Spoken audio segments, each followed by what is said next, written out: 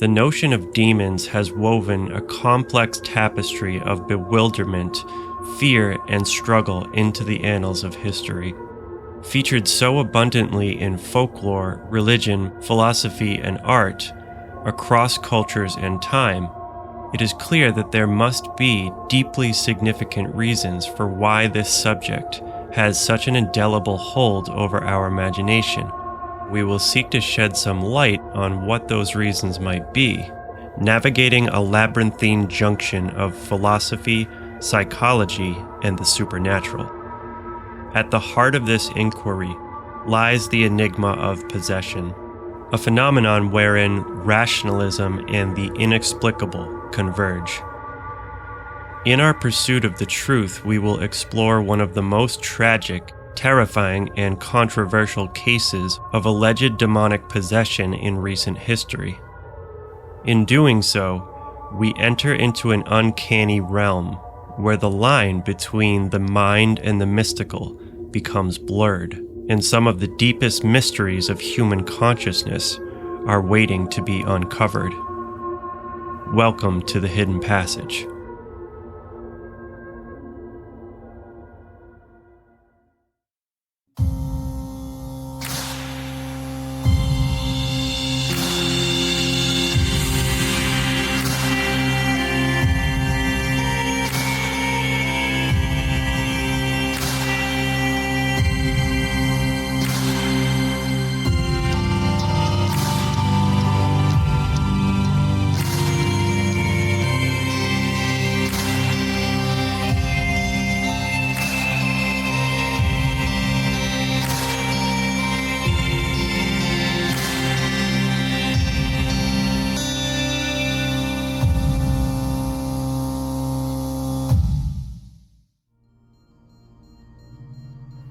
To truly understand the role of demons as it was understood by the ancient mystics, we must first understand their ontological theory of the structure of reality itself.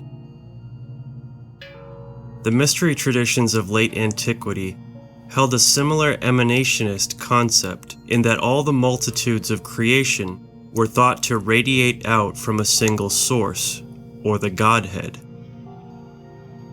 These emanations are divided into levels or spheres encircling the earth. This is possibly the meaning behind the biblical story of Ezekiel and his heavenly vision of wheels within wheels. In diagrammatic terms, this can be depicted as a series of concentric circles. The outermost ring, the cosmic egg, encapsulates the whole of creation, scaling down in size until reaching Earth at the center. The Russian doll is an apt symbol of this idea, as the universe was often thought to be the great body of a cosmic man, the planets as smaller bodies, thus the term heavenly body. This continues all the way down to the body of man. The microcosm relates to the macrocosm through these repeating patterns. The same forms appear at every level across a scale of size. Larger forms are often observed to be composed of a number of smaller replicas of itself. The scientific term for this is the fractal, which can be observed in many aspects of nature. From a metaphysical standpoint, it was believed that this repetition also occurred across a scale from non-physical to physical reality. This is part of the meaning of the mystical tenet, as above, so below. As it relates to the spheres of creation, Kabbalism explains that each sphere gives rise to the next, and is composed of the combined spiritual essences of each that came before it. Each successive sphere is therefore under the control of those that formed it.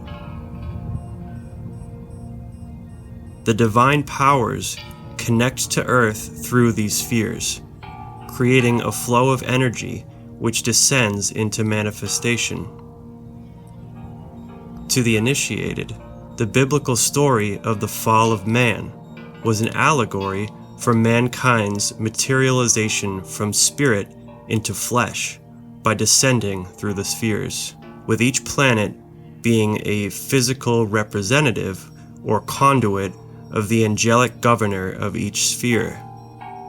Each planet, therefore, had a certain sphere of influence upon Earth, and their combined powers shaped its formation and the fates of everything upon it. This is the fundamental basis of astrology. Each of these spheres are populated by a group of subordinate celestial beings, or angels, in a descending hierarchy away from God. The unknowable, primordial form of God that preceded everything, Ansof, stands outside of space and time, as the fountainhead from which the whole of creation springs forth. It is said that the nature of Ansof, meaning endless one, is incomprehensible, and can only be deduced by separating it from all that can be known, yet still, any attempt to define it is in vain. The further from the point of this source, the less spiritual and more physical creation becomes, also descending a scale from permanence to impermanence, from God, who is eternal and unified, to the finite and ultimately fractured existence of everything on earth, as fated to the dissolution of time. This is represented in each subsequent sphere becoming smaller. In a sense, the lowest sphere, that is Earth, is the polar opposite of the highest, yet is nonetheless part of it. This plays into the mystical idea of God as an ultimate unity, encompassing all of what we perceive to be opposing principles. The Kabbalah teaches that in the process of creation, God arranged the letters of the word into a ring and turned it forward and backward. Turned forward, its emanations were that of good, and turned backward were that of evil. By coming into manifestation, the unity of God divides itself into the polarized principles of the divine masculine and feminine. This is represented on the Kabbalistic tree of life, which begins at Kether and splits off into Bina, or wisdom, as the father, Chokmah, or understanding, as the mother. This fundamental separation into polarity is what allows for our reality to exist, giving rise to all differentiation and separation, the ability to distinguish something from something else. In some mystic traditions, the transient nature of earthly existence gave rise to the belief that Earth is inherently a place of illusion. This dovetails with the Kabbalistic notion that the descent of energy into the lower spheres causes a distorting or inverting effect. Things are not what they appear. The true nature of things cannot be deduced from an earthly human perspective.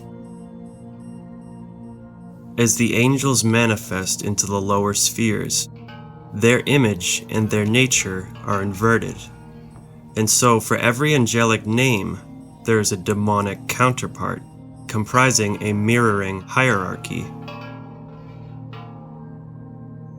As the function of angels is to elevate mankind into a more spiritual existence, the inverted function of demons was to thwart this progress and mire humanity into the material world, Demons in this understanding are literally an inverted manifestation of angels, the same forces, simply operating at different levels. Rather than attributing the existence of demons to a cosmic rebellion and corruption of angels as explained in the Bible, this genesis suggests that they are actually a natural consequence of the structure of creation.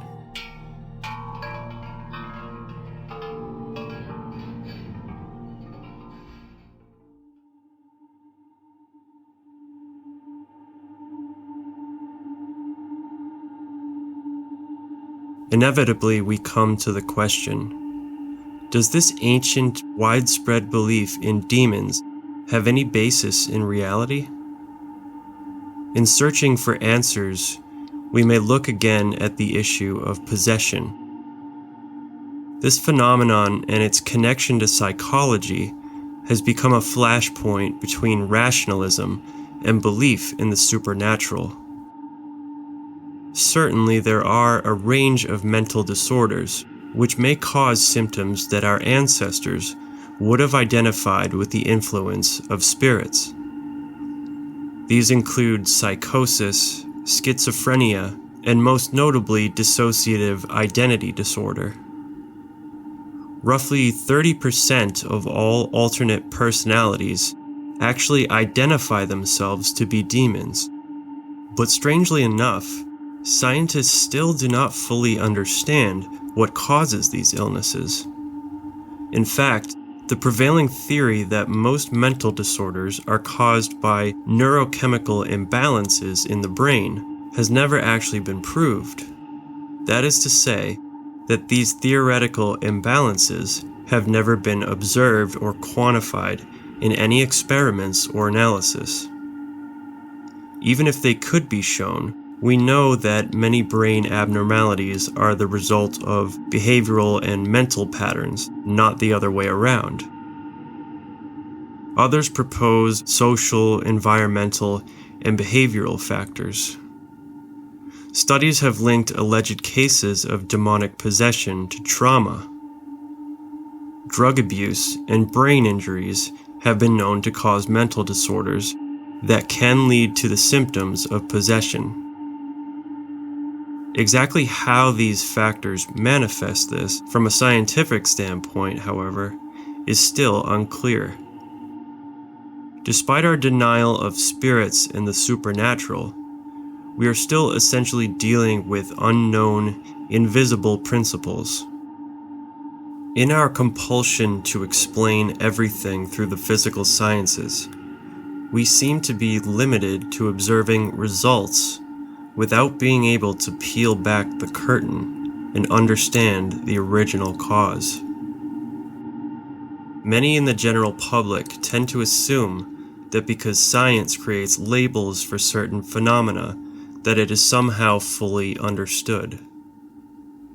Despite all our advancement of knowledge, the mystery of consciousness, in particular, has remained largely impenetrable. Possibly the last great frontier of scientific inquiry, and the key to truly understanding the universe and reality itself. We may yet discover that it is ultimately consciousness that creates reality. Max Planck, one of the founders of quantum physics, stated, quote, "I regard consciousness as fundamental. I regard matter as derivative from consciousness. We cannot get behind consciousness. Everything that we talk about, everything that we regard as existing, postulates consciousness. If consciousness indeed somehow gives rise to matter, rather than the other way around, suddenly, the spiritual convictions of the ancients, which we have discussed, are given new credibility, and a surprising bridge is made between two traditionally opposing worldviews. We have yet to determine what structure of the brain is responsible for consciousness. If consciousness somehow exists outside of the brain, as it has been suggested by some quantum theorists, then the brain would seem to serve as its physical conduit, a link between realities. In spiritual terms, this would equate to the old precept that the body is merely the vessel of the soul. Could it be possible that other forms of consciousness could somehow commandeer this vessel by the same mechanism? This is where things become complicated, if they weren't already. Even this spirit model of explanation is inextricably tied up with mental illness. The symptoms of possession, according to Father Martin, are often confused with mental illness. Quote, "Science has spent a lot of time trying to prove that these people were, so to speak, loonies. Now, most of my cases are referred to me by psychiatrists. Victims tend to undergo a startling change of personality. They may become unpredictable, violent, and treacherous. They humiliate their families, plot against their friends, and lie to their colleagues. They have become alien entities. The peculiar thing is that these people are usually highly sophisticated, and the last thing you would expect is that they were in league with the devil. But there is always something about them. It may be a look in their eyes, a tone of voice, a sense of coldness, of contempt, something inhuman. When you encounter it, you know that you have met the true enemy." In psychology, we have identified the phenomenon of the psychopath, a relatively small subset of individuals whose mental disorder causes a lack of empathy and the ability to form emotional bonds. Psychopathy can be considered the most extreme form of narcissism. The behavior of the psychopath is exclusively in the pursuit of self-gratification, as they lack the emotional capacity to care for others, and so they are more prone to hurt and exploit people in the pursuit of their goals than the average person. One of the darkest traits with a connection to psychopathy is sadism, or taking pleasure in the suffering of others. They are in essence lacking fundamental qualities that we recognize as human. The word psychopath conjures fantastic imagery fueled by Hollywood and the sensationalism of killers and criminals. But in reality, only a small percentage of psychopaths become violent criminals. And in fact, most integrate rather well into modern society, which tends to place virtue on fervent personal ambition. Psychopaths are often motivated and particularly adept at climbing hierarchies and occupying positions of power. Perhaps this is the inspiration for the phrase spiritual wickedness in high places. Is it possible that the psychopath inspired humanity's archaic concepts of evil and the demonic? Even fewer psychopaths report symptoms of demonic influence, but there are several notable cases which may cause us to consider if there is indeed some connection. Frustrated and lonely, Berkowitz, who had tried during his army years to find comfort in religion, now joined a cult of Satan worshippers. Berkowitz enjoyed the late-night rituals in the woods, the chanting, the drugs, and the opportunity to meet girls. He connected easily to the dark forces that the group worshipped. He even made a blood pact to serve the devil. I was chanting the names of Lucifer over and over, and I was calling out to him. I said, son of the morning, and prince, my lord, come into my come into me right now, take control of this vessel. And I felt like I was being emptied of my own personality and that something else somehow was coming in. Scientists would say that mental illness is the cause of symptoms of possession, which is to say, for one to labor under the delusion that they are possessed. Looking back on our historical analysis, we can now see that the leading authorities on the matter also considered mental illness to be a causal factor, but in this case to actually becoming possessed. The demon in this instance was thought to be an opportunist, drawn to a pre-existing illness as an easy point of entry in fanning the flames. Today, of course, it would simply be interpreted as a natural, albeit dramatic, progression of the illness. Both views, however, acknowledge certain external influences as increasing one's susceptibility. In other cases, the demon was considered to be the cause of mental illness itself. Nonetheless, there was an initial weakness or vulnerability that allowed it in. In this case, the symptoms would seem to appear out of nowhere, in an extremely dramatic way. Even science admits that most mental illness comes on slowly over time, and the phenomenon of sudden onset psychosis is another mystery to the medical community. Because of this close relationship between possession and mental illness, it is quite easy for the modern rationalist to discount the possibility of it being a reality. Of course, the possibility of the existence of spirits in general is rejected by the scientific establishment, so the theory of possession is dismissed out of hand.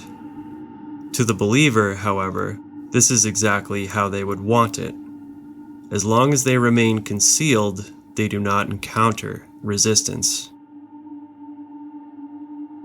Particularly in the era before science, there were no doubt many instances of misdiagnoses, and the attribution of the supernatural to natural phenomenon that we did not yet understand. Quote, "But it would be illogical to conclude that the whole theory of possession rests on imposture or ignorance. The abuse of a system gives us no warrant to denounce the system itself. Strange phenomena of nature have been wrongly regarded as miraculous, but the detection of error has left our belief in miracles intact. Men have been wrongly convicted of murder, but that does not prove that our reliance on evidence is essentially unreasonable, or that murder has never been committed." M.J. O'Donnell. The reality of mental illness has been acknowledged since ancient Greece, and yet this was seemingly insufficient in explaining everything to the ancients, as there remained an insistence upon the reality of spirits and their ability to affect the mind. The mind is still mysterious to us today in its vast complexity, and perhaps for this fact alone, it is no wonder that we relied on concepts of spirits to explain it. In our exploration of psychology, we have become increasingly aware of the composite structure of the human brain. Each portion, having significant differences, seem to act almost independently of one another at certain times. The lower portion of the brain is only partly under our conscious control, and may sometimes act in opposition to the rational part. This struggle for spiritual ascension that we have discussed is physically represented in the brain. The quest for enlightenment may be a metaphor or a reflection of the evolution of consciousness itself.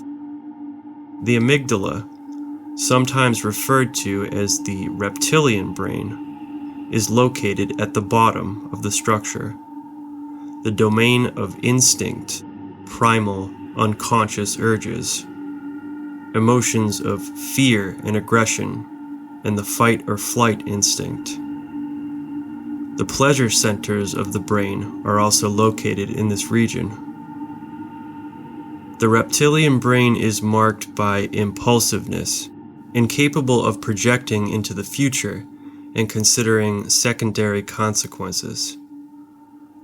It is out of this structure that science has theorized that the higher portions of the brain evolved. The next system, located in the midbrain, is responsible for positive emotions, which are generally considered to be more spiritually evolved, emotions like love and joy. Lastly is the neocortex, the highest outer region, responsible for the faculties of reason and the conceptualization of morals and spirituality. The human body mirrors this structure as well. The lower portion of the body, containing the sexual organs, which operate on primal urges, corresponds to the reptilian brain. The midsection, containing the heart, corresponds to the midbrain, responsible for positive emotion, and so on. By studying the human body as it was believed to be the reflection of God, and following this ascending path represented physically, it was deduced in mysticism that love or selflessness was the key to spiritual transformation, as the heart was the intermediary between the lower animal man and the higher spiritual man. The primal state, concerned only with the self, was transmuted by the power of the heart, compassion, redirecting inward attention outward, which ultimately bridges the gap of separation between humanity and the divine. A dualism between good and evil is again expressed in perhaps its truest form, between that of selfishness and selflessness.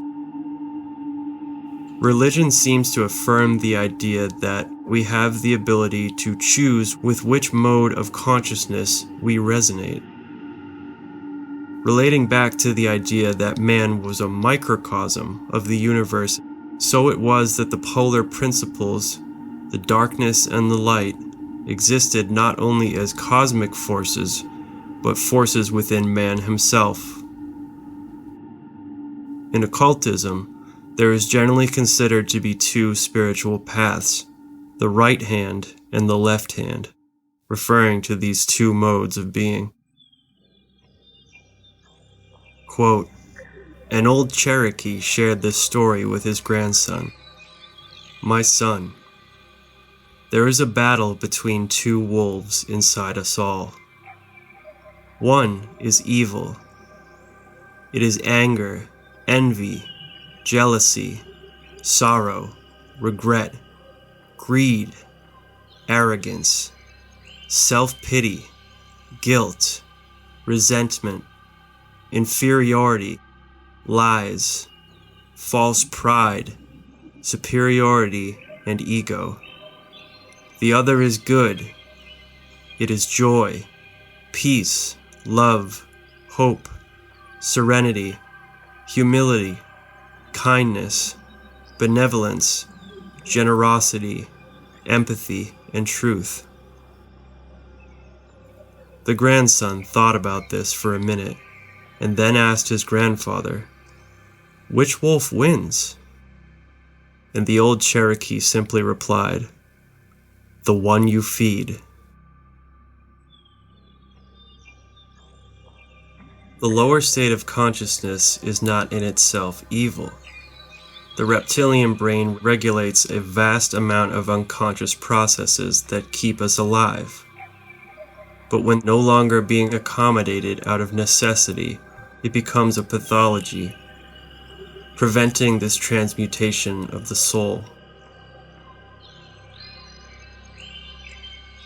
This dynamic nature of consciousness could sensibly be experienced as an outside, alien influence, especially by a conflicted individual who wavers between these two states, like the demons of old who crossed between the worlds.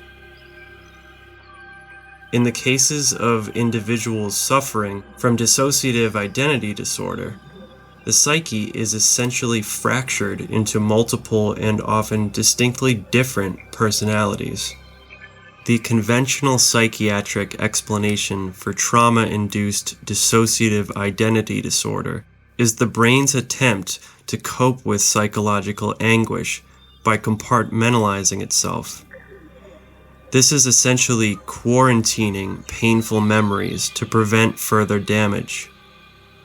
The personality which carries those memories may harbor intense feelings of anger and resentment as they have not been properly processed, similar to what we might see in cases of possession.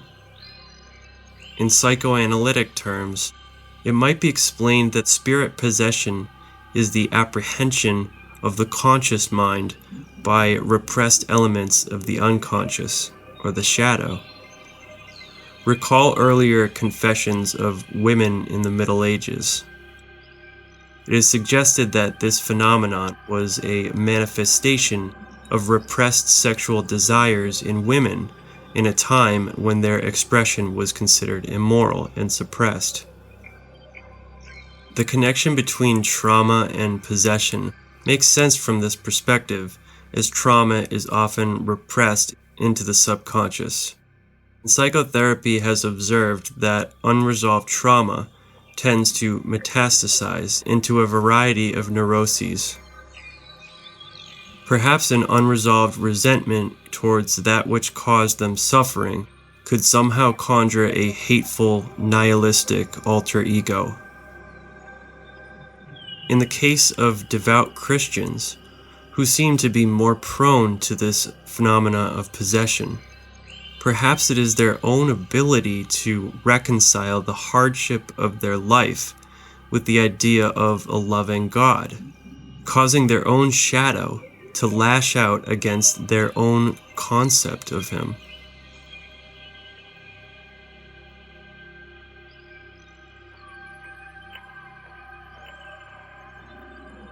Despite these possible explanations, in some cases our scientific understanding seems to be unable to account for the phenomenon associated with spirit possession. I'm Dr. Richard Gallagher. I'm a board-certified psychiatrist. I'm also a professor at New York Medical College in psychiatry and on the faculty at Columbia.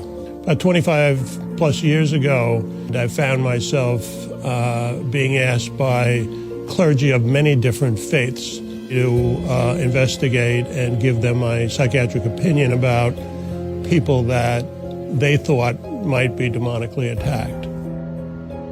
I guess he had heard about me, and that's why he came to ask my opinion about a woman who was claiming that she was beat up by invisible forces.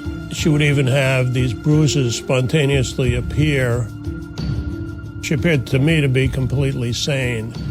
And I'd never seen a case like that before. It didn't seem to be explainable on the basis of any medical or psychiatric pathology. And I had to conclude that there was no medical reason why this would happen. I believe in science. I trained at an American medical school. I use the results of scientific studies every day of my life. I believe in evolution. I believe in the Big Bang. I believe in quantum theory.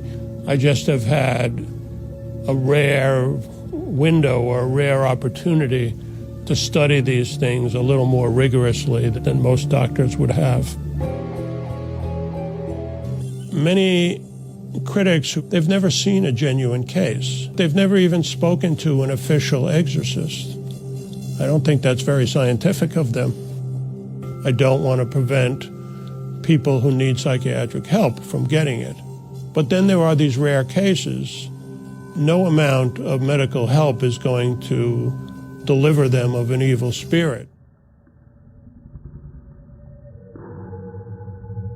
Perhaps the most effective way to explore this conflict of paradigms is by recounting the story of one of the most terrifying, tragic, and controversial alleged cases of demonic possession in recent history.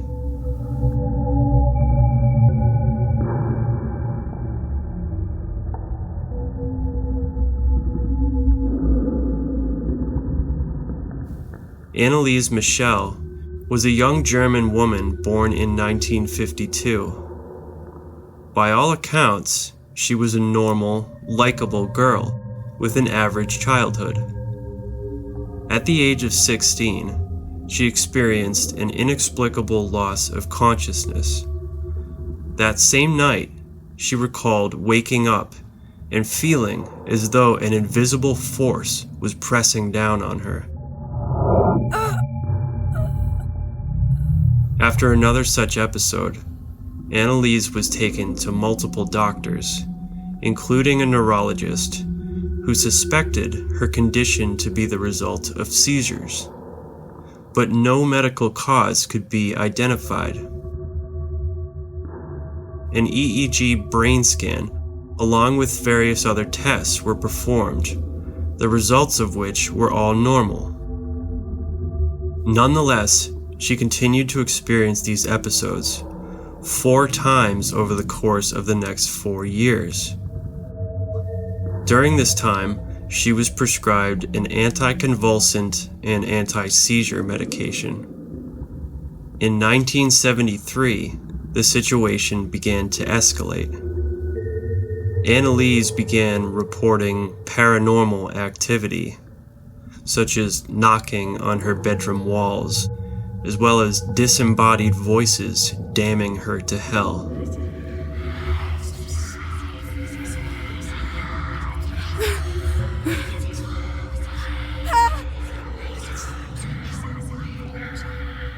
This was corroborated by her sisters, who also claimed to have heard these things as well. Her mother stated that on one occasion, she had seen Anneliese's eyes turn jet black while staring at a statue of the Virgin Mary. On another occasion, she claimed to have witnessed her hands appearing to morph into, quote, thick paws with claws. In 1973, during a visit to the neurologist, she reported having visions of demonic faces taunting her, smelling a phantom odor resembling burnt feces, and feeling like, quote, the devil was inside her. That same year, she was diagnosed by a psychiatrist as an epileptic neurotic and was prescribed even stronger drugs. This, however, did not help, and after years of doctors failing to improve her condition, the family finally turned to the church. During this time, her condition worsened. She barely slept or ate and took to praying fanatically throughout the night. She began exhibiting strange behaviors, such as eating insects, urinating on herself, and even licking it up off the floor.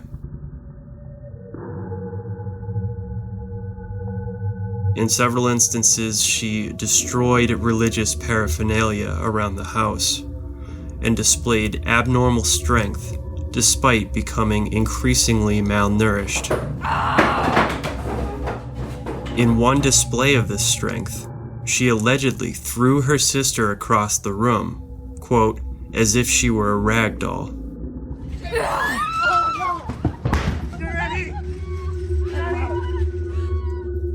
In 1975, an exorcism was formally approved and carried out by a priest named Father Renz.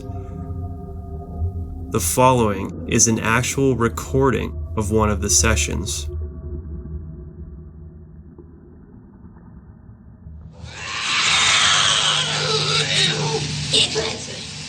Nein, ihr Klötze. Mal mir Klötze. Oh, so gerne Milane, do, ich gerne, do. Sind wir schon 3? Ah, wie. Was soll der Scheiße?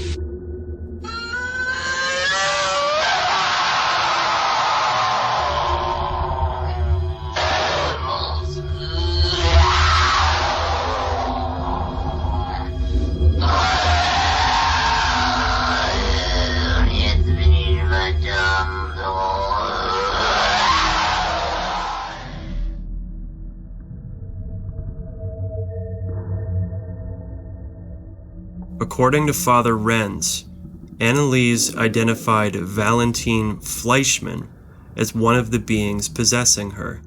Fleischmann was a 16th century priest who was defrocked for moral impropriety.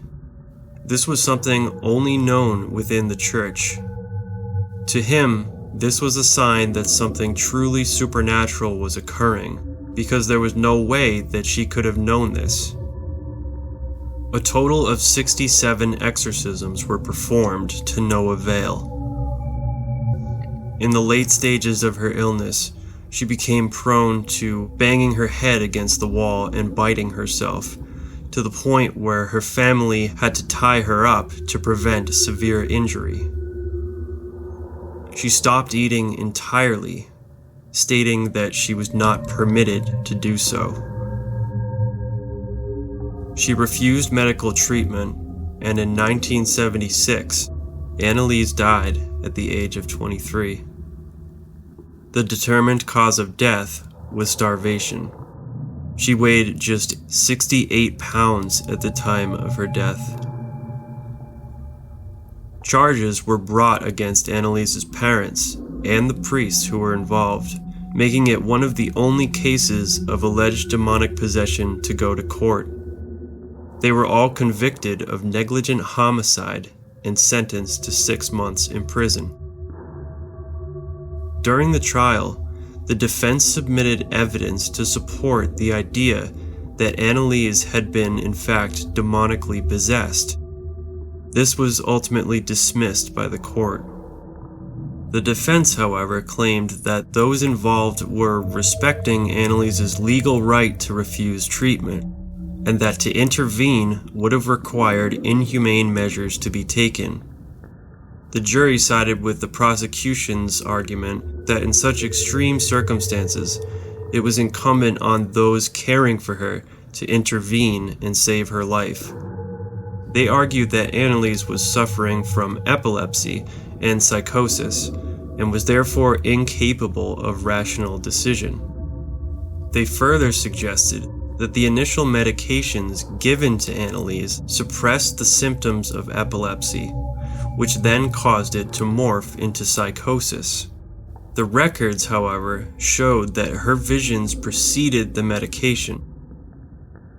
The prosecution further argued that the exorcisms instigated her delusional fantasy of being possessed, indicated by the fact that she only acted possessed during the exorcisms. They even went as far to accuse Father Alt, the priest initially assigned to her case, of being schizophrenic himself. At any rate, the Catholic Church officially changed their position, stating that it had indeed been a case of mental illness. At first glance, this may appear to be the case, but certain details might suggest otherwise.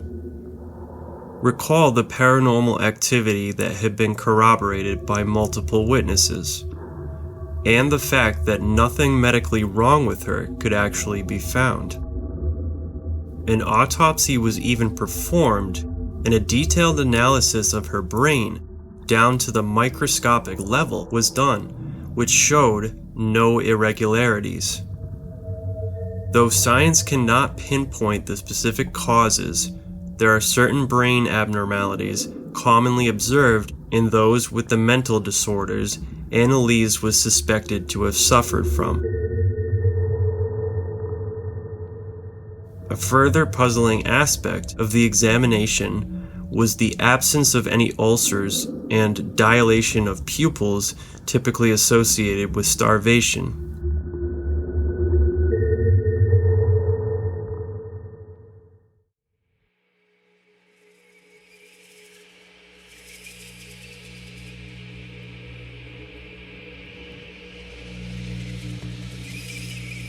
Everything is dual. Everything has poles. Everything has its pair of opposites. Like and unlike are the same. Opposites are identical in nature, but different in degree. Extremes meet. All truths are but half-truths. All paradoxes may be reconciled.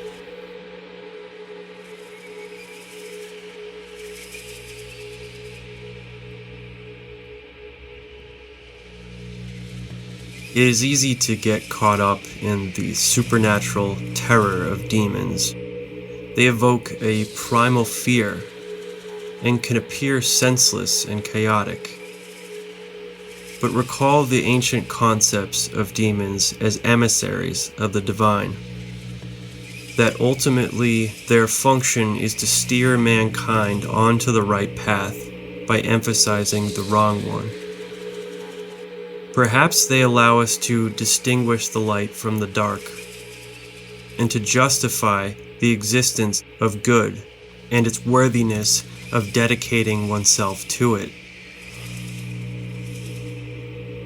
If we choose a path that leads to destruction, they will hasten it, because often we will not change until we are in the utmost need, and do not see the error of our ways until we see the fruit it bears.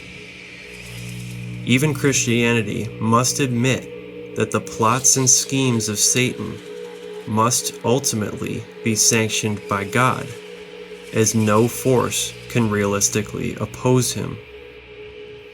If Satan is sanctioned, then he must be a part of God's will, which by most religious interpretations is expressed as a balanced, ordered, and essentially moral universe. There were exceptions to this, such as the dualistic Persian Manichaeism that believed in two equal opposing gods of evil and good. But this seems to be a result of limited perspective, a distortion of the polar principles of order and chaos, which are two aspects of the same creator. In a scientific sense, we could equate this to the Big Bang, the sole source of the whole universe. This idea of an all-encompassing God is expressed in the ancient concept of abraxas. Quote, "There is a God about whom you know nothing, because men have forgotten him. We call him by his name, Abraxas. He is less definite than God or devil. Abraxas is activity. Nothing can resist him but the unreal. Abraxas stands above the sun god and above the devil. If the pleroma were capable of having being, Abraxas would be its manifestation. That which is spoken by God the Son is life. That which is spoken by the devil is death. Abraxas speaketh that hallowed and accursed word, which is life and death at the same time. Abraxas begetteth truth and lying, good and evil, light and darkness, in the same word and in the same act. Wherefore Abraxas is terrible." Second Sermon, Carl Jung. Vishnu at the end of the world is a monster. I mean, good night. He's destroying the world, first with fire, and then with the torrential flood that drowns out the fire and everything else, and nothing's left but ash. The whole universe has been wiped out. That's God Well, the Christian millennialists talk of the rapture. Well, read chapter 13 in Mark. Which says? That's the end of the world. You see, these are experiences that go past ethical judgment. Ethics is wiped out. Our religions, with the accent on the human, as I mentioned a little while ago, also stress the ethical. God is good. God is horrific. The end of the world. There's an Arab saying that I read somewhere in the Arabian Nights of the angel of death. When the angel of death comes, it is terrible. When he has reached you, it is bliss. Now, in the Buddhist systems, particularly as we get them from Tibet, the Buddhas appear in two aspects. There's the peaceful aspect, and there is the wrathful aspect of the deity. Now, if you're clinging to your ego and its little world and hanging on, and the deity wants to open you, the wrathful aspect comes. It seems to you terrible. But if you are open, and open enough, then that same deity would be experienced as bliss.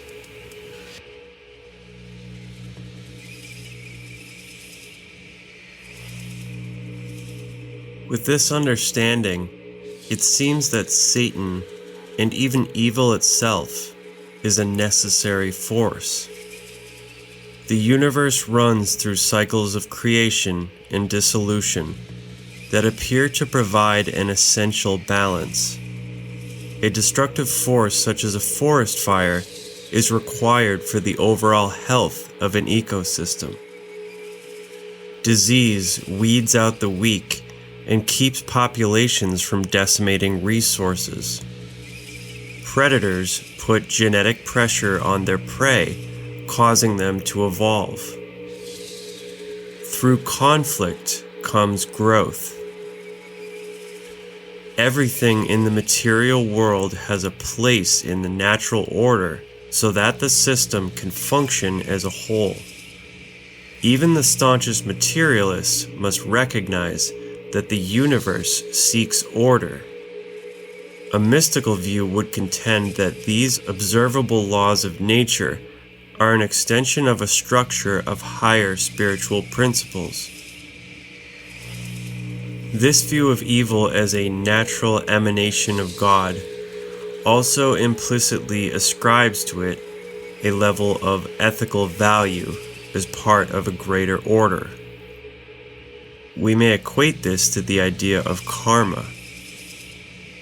We haven't realized that in many instances, the devil, which is merely a form of the deity Siddha or Yama or Mara in India, is the leering, flame-encircled image of karma. The natural ills that we have done coming back to us. But we remember the words of Mephisto in Faust, when Faust asks the demon who he is. And Mephisto answers, the spirit of negation, part of the power that still works for good while ever scheming ill. This is karma. In other words, the demon is simply the long way toward the good, the roundabout way through the mistakes that man himself makes. A good spirit, a saintly spirit, is the spirit of the reward for good. The evil spirit is the spirit of the punishment for ill. We have to finally face the fact that in the universe, law and order must be maintained.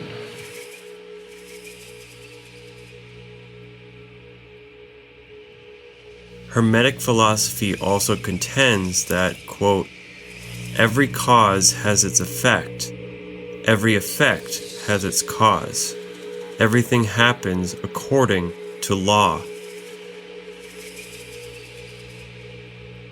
Quote, in the Corpus Hermeticum, it is revealed the role of the evil demon in the lives of man.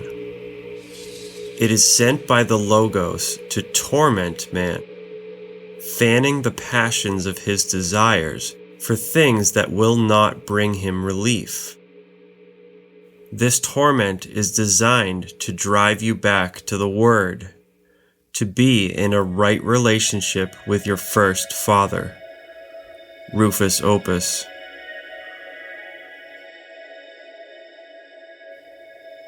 I admit that I sometimes struggle with this idea.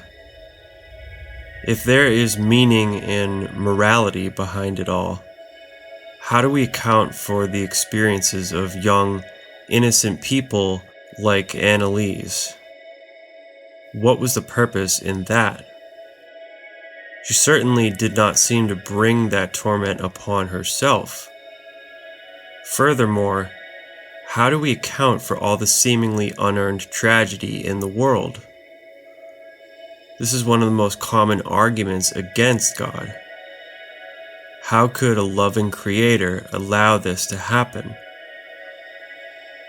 It is no wonder that in the development of religion that we felt the need to separate evil from God and create the Satan figure. Perhaps this system is impersonal and only focused on the larger outcome. If the mission of life is growth, hardship may be created to spur our spiritual development, in the same way that the body is strengthened through physical training.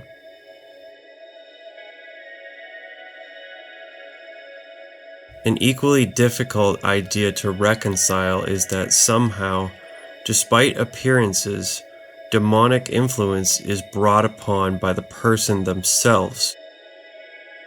Man is capsulated or enclosed in a magnetic field. This field in turn is surrounded or held by a mysterious thing called the auric egg. The walls of this egg are stronger than steel, but completely invisible. And this mysterious mechanism extends also into our psychic lives. If we can assume an honest person, owing no psychic debt to anyone, living a constructive life, and free from any immediate pressures of karma, if we assume this person, and assume that they are a well-integrated individual, I think we can at the same time assume that so-called malicious psychic persecution is impossible for that person to suffer. Something has to happen to break down the natural defenses of the individual. And these breakdowns are the real cause of the whole problem.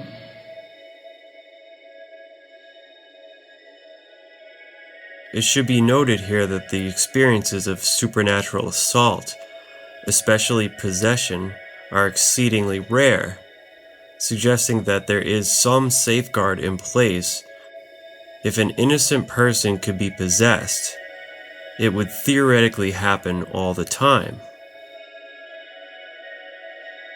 Whether or not there is any literal truth to the subject, we can certainly discover truth about our own psychology. The belief in demons is, in a way, a reflection of our own warped desires. They are given life by the struggle between base desires and a sense of higher purpose, something we are mysteriously attuned to in the form of conscience. They may appear as the prosecutor when our conscience overwhelms us, or as the tempter when we suppress it. They are easy to reach, easy to give into, because they are always close by. They represent instant gratification and the suffering of its aftermath, highlighting the futility of the left-hand path. They may satisfy temporarily, but will always leave a person wanting more. This is the cause of addiction. We can be addicted to all manner of worldly things. We can even be addicted to less obvious things like people or ideals. We seem to have what is often called a God-shaped hole that can only be filled with some kind of higher modality of being, in service to something greater than ourselves. Anything else we put in place of that inevitably leads to addiction, because nothing short of that provides true, meaningful, and sustained happiness in life. This has never been more pertinent than today, as it has never been easier to access and become absorbed in the comforts of modern life. There may come a time when our technological advancements create a world where everything is provided, when nothing is required, and we can live lives of complete ease and unlimited access to artificial sources of pleasure. But at what cost to our humanity? The addictive aspects of technology and pharmaceuticals are having negative effects on the brain, stunting its development. It's no secret that modern life seems to be causing people to feel more disconnected and dysphoric, despite our technological advancements that allegedly seek to make life better. The deleterious effects of our rapidly technologizing society is something we are only just beginning to understand, and of which we have yet to see the long-term and therefore full impacts. Oxford neuroscientist Susan Greenfield remarks on this worrying trend. Quote, "Now, coinciding with the moment when technology and pharmaceutical companies are finding ever more ways to have a direct influence on the human brain, pleasure is becoming the sole be-all and end-all of many lives, especially among the young. We could be raising a hedonistic generation who live only in the thrill of a computer-generated moment and are in distinct danger of detaching themselves from what the rest of us would consider the real world. This is a trend that worries me profoundly, for as any alcoholic or drug addict will tell you, nobody can be trapped in the moment of pleasure forever. Sooner or later, you have to come down." We can understand this all logically, yet sometimes it still does not stop us. This is what we call impulsiveness. This is the part of our mind that operates in a lower field of consciousness, which defies reason, and so we represent demons as subhuman.